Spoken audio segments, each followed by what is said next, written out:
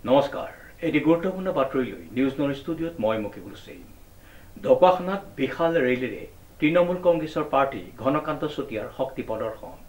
লোকসভা নিৰ্বাচন কেন্দ্ৰিক তৎপৰতা ৰাজনৈতিক দলসমূহৰ নিউজ নাওৰ এক বিশেষ প্ৰতিবেদন সমাগত লোকসভাৰ সাধাৰণ নিৰ্বাচন শাসক বিৰোধী সকলো ৰাজনৈতিক দলে ইতিমধ্যে নিৰ্বাচনী কুচকাৱাজ আৰম্ভ কৰিছে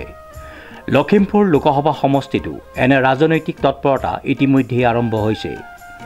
ইপিনে ৰাজ্যখনৰ অন্যতম বিৰোধী ৰাজনৈতিক শক্তি তৃণমূল কংগ্ৰেছ দলৰ প্ৰাৰ্থী ঘনকান্ত চুতীয়াই সহস্ৰাধিক দলীয় কৰ্মীৰ এক বিশাল বাইক আৰু গাড়ীৰ ৰেলীৰে